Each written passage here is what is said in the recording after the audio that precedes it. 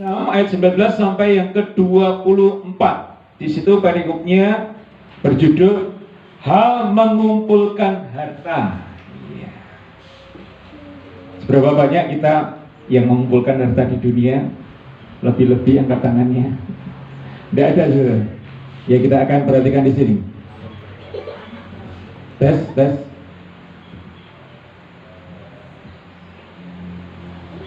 Oke. Kita baca bergantian. Saya mengawali, nanti Bapak Saudara bisa menyambungnya, dan ayat yang terakhir kita baca bersama-sama. Hal mengumpulkan harta. Janganlah kamu mengumpulkan harta di bumi ngengat dan karat merusakkannya, dan pencuri, apa saudara? Membongkar serta mencurinya. 20. Tetapi kumpulkanlah bagimu harta di surga. Di surga ngengat dan karat tidak merusakkannya, dan pencuri tidak membongkar serta mencurinya. Karena di mana hartamu berada, di situ juga apa saudara? Hatimu berada. 22.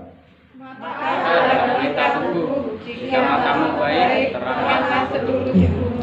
Jika matamu jahat, gelaplah seluruh tubuhmu. Jadi jika terang yang ada padamu gelap, betapa gelapnya kegelapan itu. 24 kita baca bersama-sama. 2, 3. Tak seorang pun dapat mengabdi kepada dua tuan, karena jika demikian, ia akan membenci yang seorang dan mengasihi yang lain, atau ia akan setia kepada yang seorang dan tidak mengindahkan yang lain. Kamu tidak dapat mengabdi kepada Allah dan kepada Mammon. Ya. Di dalam kehidupan kita ada dua kuasa yang kuat, saudara, mempengaruhi. Kuasanya Tuhan dan kuasanya siapa? Kuasanya siapa? Mammon. Ya, Mammon berbicara tentang kekayaan dunia. Siapa yang kau sembah, saudara, akan menjadi sama seperti apa yang kau sembah. Tapi mari kita sama-sama belajar bagaimana bahwa ketika saudara menyadari kehidupan di dalam dunia ini sangat terbatas, bahkan apa yang ada di dalam dunia ini juga tidak kekal. Tetapi ketika saudara ada di dalam dunia ini, saatnya kita mau mengumpulkan sesuatu yang bernilai, baik itu di bumi maupun di surga.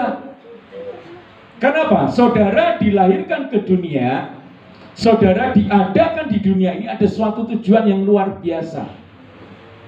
Ya. Tidak seperti ciptaan-ciptaan yang lain, baik itu langit bumi beserta dengan segala isinya. Tetapi pada hari yang ke-6 Tuhan menciptakan siapa? Menciptakan manusia. Bentuk suatu karya mahakarya Tuhan yang luar biasa. Dia menciptakan manusia serupa, segambar dengan Allah. Bahkan ketika manusia itu melanggar, yaitu perintah firman Allah, Tuhan juga berkata apa? Mereka sama seperti kita, sama seperti Allah.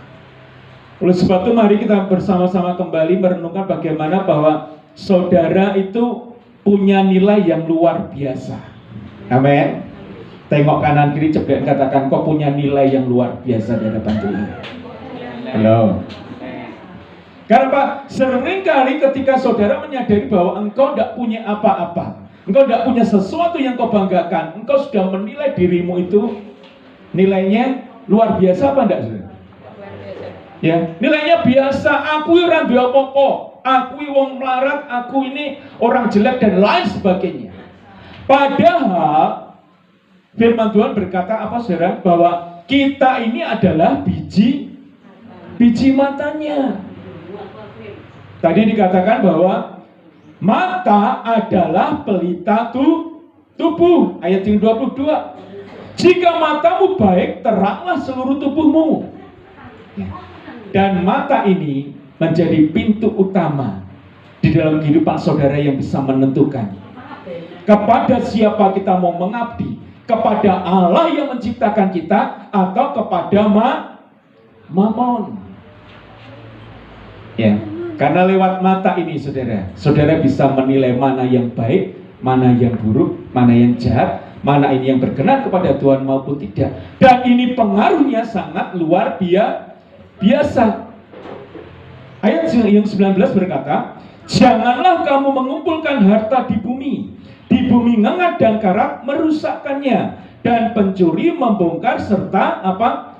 Mencurinya. Tetapi kumpulkanlah bagimu harta di surga ngengat dan karat tidak merusakkannya, dan pencuri tidak membongkar serta mencurinya.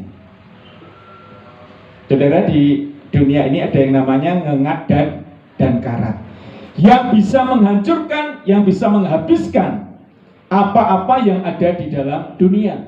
Bahkan juga dikatakan ada juga yang namanya pencuri. Ketika saudara punya sesuatu yang kau banggakan, bahkan kau apa yang punya di dalam rumah aja, saudara. Saya pernah ketika lihat ngecek gawang pintu rumah saya, kelihatannya bagus, ya. Tak tembak seret, tuh, kok ini enak sih gembuk-gembuk. Dan ketika saya joblos sama jari telunjuk saya, gawang dari kayu yang keras itu tiba-tiba mak pelos gitu. Dan ketika saya tarik ke bawah, ternyata di dalamnya sudah apa, saudara? Sudah keropos. Ada apanya? Ngengatnya, ada rayapnya, tetapi tidak kelihatan loh, saudara. Tak cari, tidak ketemu. Bahkan ketika saya semprot sama baygon, ya, tidak tahu kemana, tapi dia sudah pengaruhnya sangat luar biasa. Itu yang terjadi ketika apa yang ada di dalam dunia ini. Tapi mari kita sebagai orang percaya, kita mau kembalikan hidup kita. Kalau kita mau menyadari bahwa di dunia ini sesuatu yang ada itu mudah sekali untuk dihancurkan, dibinasakan. Ayo kita mau kembali bagaimana kehidupan kita ini bisa berinvestasi dalam kerajaan surga. Ya. Yohanes 10 ayat 10 sampai yang ke-11. Coba. Yohanes 10 ayat 10 sampai yang 11.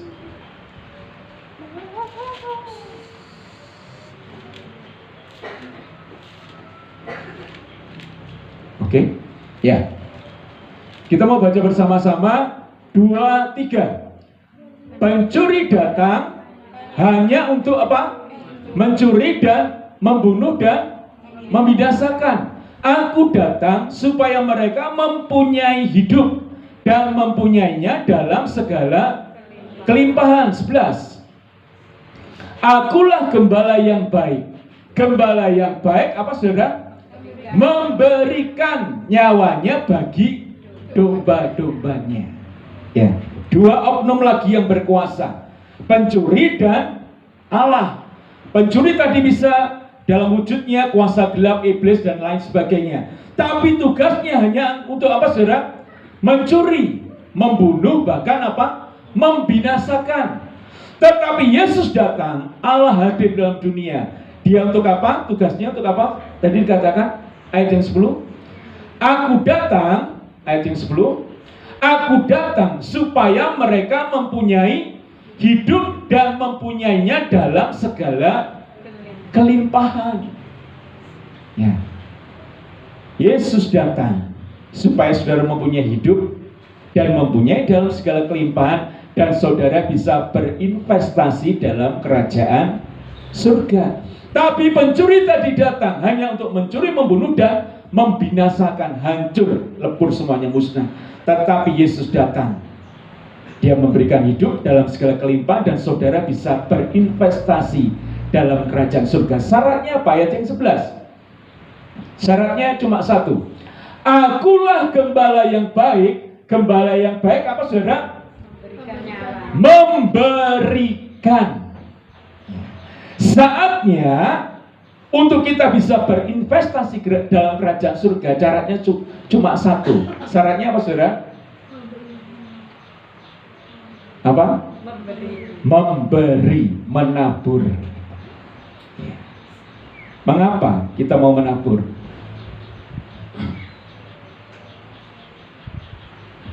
Kita perhatikan di dalam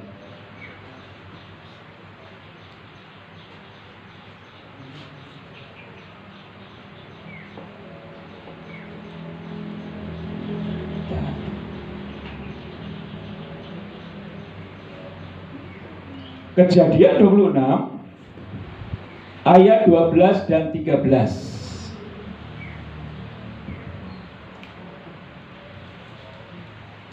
Kejadian 26, 12 dan 13. Kejadian 26, 12 dan 13. Ya. Demikian bunyi firman Tuhan. Maka menaburlah Ishak di tanah itu, dan dalam tahun itu juga ia mendapat hasil berapa, saudara? 100 kali lipat, sebab ia diberkati Tuhan. Tadi Tuhan datang memberi hidup dan memberinya dalam segala kelimpahan. Ayat yang kedua, selanjutnya 13. Dan orang itu apa?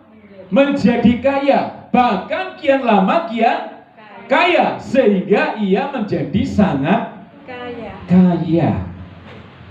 Saudara rindu enggak berkat ini menjadi berkat kita di tahun 2023? Halo, yang rindu lambaikan tangannya, berikan sorak-sorai buat Allah kita. Yes, ini berkat buat saya di tahun 2023 ini. Tapi syaratnya, kalau Yesus saja memberi contoh memberikan, bahkan hidupnya, bagian kita juga, kita harus juga mau untuk apa? Memberi, menabur. Jangan sampai ketika nanti semuanya itu terjadi, saudara getun. Tahu getun? You know getun? Apa itu getun, saudara? Ya, getun itu sesuatu yang seharusnya Anda bisa kerjakan dan mampu, tetapi Anda tidak mengerjakan, dan ketika datang pencuri, membunuh, membinasakan, merampas semuanya itu, baru saudara getun. Oh, jatuh no. Halo. Ketika saudara mau digerakkan hatinya untuk bisa menjadi berkat, lakukan itu. Lakukan. Jangan menunggu mungkin saudara, oh belum ini belum cukup.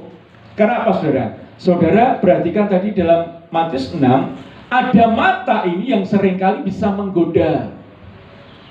Betul tidak, saudara? Siapa di sini yang pernah main investasi, angkat tangannya? Halo? Gak ada yang ngaku? Investasi dapat cuan, keuntungan 20 juta. Sudah cukup? Tidak cukup, tambahi lagi, masuk lagi. Des. Dan ketika sudah mulai besar, dimasukkan lagi, akhirnya apa, saudara? Lap. Ya. Beberapa hari yang kemarin banyak investor yang lap, saudara. Indra Kens. Ada yang tahu Indra Kens? Dan yang lain sebagainya, lap semuanya. Dan akhirnya saudara cuma bisa berkata apa? Jatuh no dan getun. Tapi firman Tuhan katakan Ishak menabur.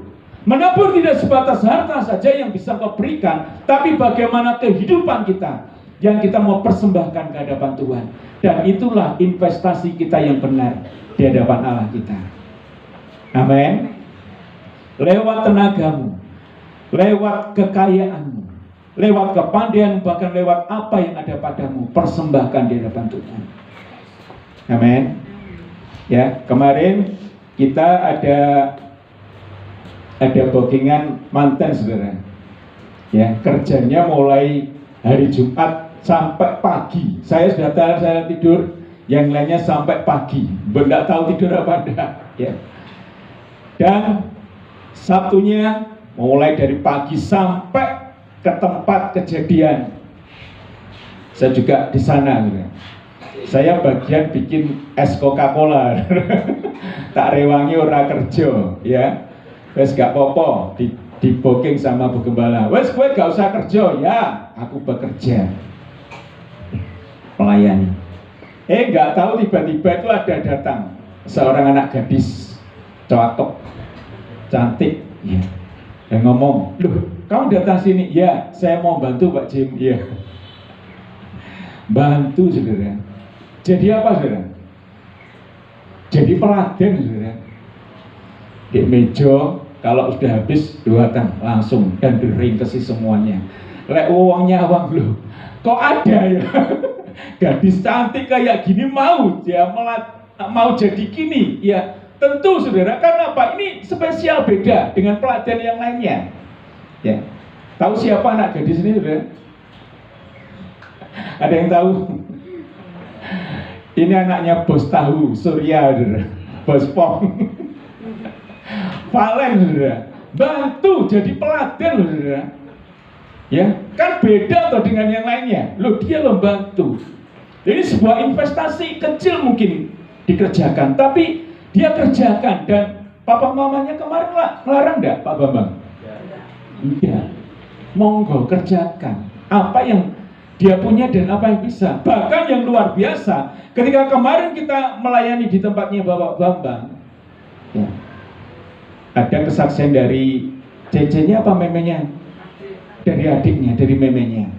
Ya, kami sebenarnya menyampaikan, bahkan bilang sama cece saya, Pak Jim, sebenarnya tempat ini kalau bisa ya dikontrak saja ya. Tapi beliaunya menangkap ini bahwa ini pekerjaan Tuhan, diberikan. Gak bayar ya Pak Bambang? Tenang loh ya, saksinya wakil ya. Kok beri-berinya Pak Jim, Kak Ono. Kenapa? Justru disinilah suatu kesempatan yang luar biasa. Mungkin nggak ada corona, nggak ada ngengat karat, nggak ketemu sama kita, betul nggak Pak Bambang? Cekelannya duit gebok-gebokan. Dan tadi saya lihat pabriknya, saudara, ya ampun. Karena kemarin tuh setelah saya pulang, saya nggak tahu kuncinya itu bawa ke siapa ya. Kunci ini nggak ada. Kemarin rasanya sudah keluar, dan pagi tadi saya pinjam kunci di tempatnya Pak Bambang. Saya kira di Panglima Sudirman, tapi ternyata beliau tidur di pabriknya yang ada di Tinalan. Ya, kita cari rumahnya dan ketemu. Itu loh rumahnya. Duh, rumahnya kok kecil? Ya, depannya kecil. Nggak taunya, saudara, ketika saya diajak ke belakang, itu masuk terus ke dalam, terus belok kiri, ya ke timur, terus belok ke utara, letter U, sudah gede. Pabrik tahu yang punya tempat masakan apa itu jedingannya banyak, saudara. Tinggal satu yang beroperasi, saudara.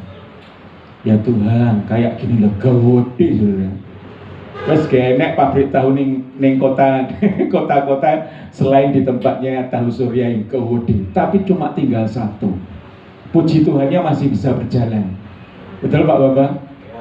Dan beliaunya gampang, tenang Pak Jim, kita kaya di bumi dan kaya di surga. Ya.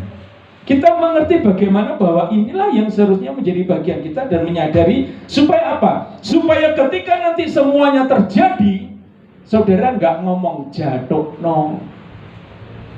Ya. Beberapa hari yang lalu istri saya ke Jakarta mendampingi seorang anak Tuhan yang mau operasi ganti apa? Transplant. Ya, transplant. Dia sudah dapat pendonornya, dihargai 3M, saudara. Mau jual hatinya separuh, 3M, saudara. Mata berapa itu? Yang lainnya ginjal berapa? Regone lo larang-larang. Ya betul larang, saudara. Karena tidak ada pabrik manapun yang bisa bikin ini kecuali pabriknya di surga. Dan pada waktu itu, sebelum melakukan itu, didoakan sama Bu Gembala, didoakan, dibantu doa. Dan kenyataannya ketika mau dalam proses itu, dicek lagi, baik saudara, tidak jadi, tidak situ. Betul ya Bu Gembala? Betul, pulang. Ya. Dan habis pulang, ya lali. 3M, ya. Terus sekarang kambuh lagi. Kalau kemarin 3M didadekne gereja, nasib enggak? Investasi kerajaan surga. Betul? Berkatmu di bumi dan di surga. Di surga itu seperti kita membangun loh rumah kita sendiri. Apa yang kau kerjakan di bumi yang mempunyai nilai kerajaan Allah, di sana itu bangunan Anda mulai dibangun, saudara. Jangan nanti ketika kita pulang ke surga, awal dhewe ra duwe omah. Kenapa? Kita yang membangun lewat apa? Perbuatan yang benar kita di hadapan Tuhan. Sekalipun Tuhan Yesus apa? Aku pulang ke surga menyediakan tempat. Tapi bahan materialnya yang menyiapkan kita sendiri. Maka menaburlah Ishak di tanah itu. Dia tidak menjadi semakin miskin, tetapi semakin menjadi kaya. Tapi saudara jangan menilai bahwa taburan Anda hanya cuma harta benda saja. Tapi apa yang kau bisa kerjakan, apa yang kau punyai, berikan semuanya untuk Tuhan. Amin. Dengan darahmu kau tebus dosaku, dengan nyawamu kau tukar hidupku. Ini aku sepenuhnya milikmu. Aku sekali lagi dengan darahmu, dengan darahmu kau tebus dosaku, dengan nyawamu kau tukar hidupku. Kini aku sepenuhnya milikmu.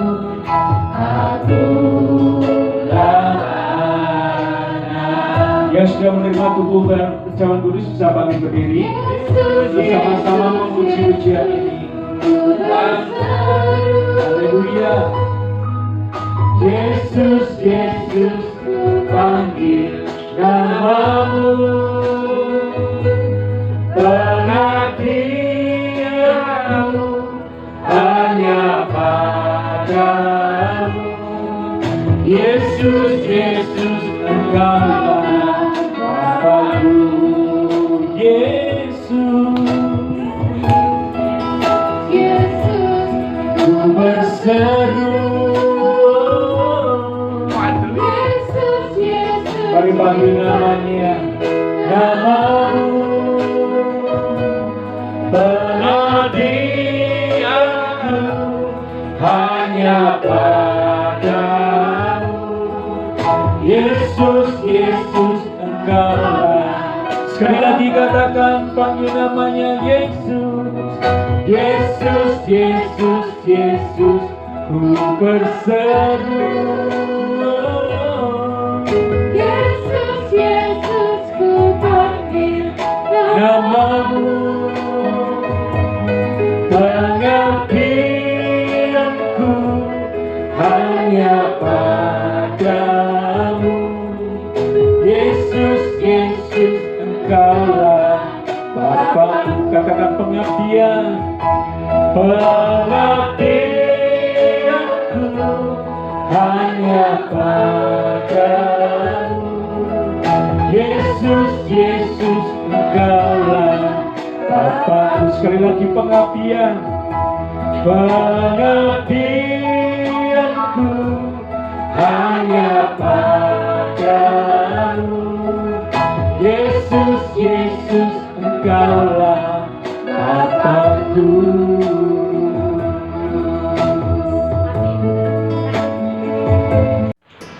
Sebab apa yang telah aku teruskan kepadamu telah aku terima dari Tuhan Yesus, yaitu bahwa Tuhan Yesus pada malam waktu ia diserahkan mengambil roti, dan sesudah itu ia mengucap syukur atasnya. Ia memecah-mecahkannya dan berkata, inilah tubuhku yang diserahkan bagi kamu, perbuatlah ini menjadi peringatan akan aku. Saudaraku, bukankah roti yang kita pecah-pecahkan adalah persekutuan dengan tubuh Kristus? Mari sambut di dalam nama Tuhan Yesus, rotinya dimakan. Sekarang angkat cawan anggur di atas kepala kita dan dengarkan sekali lagi firman-Nya. Demikian juga ia mengambil cawan sesudah makan lalu berkata, cawan ini adalah perjanjian baru yang dimeteraikan oleh darahku. Perbuatlah ini setiap kali kamu meminumnya menjadi peringatan akan aku. Sebab setiap kali kamu makan roti ini dan minum cawan ini, kamu memberitakan kematian Tuhan sampai ia datang kali yang kedua. Saudaraku, bukankah cawan anggur yang kita angkat ini adalah persekutuan dengan darah Kristus? Mari sambut di dalam nama Tuhan Yesus, anggurnya diminum.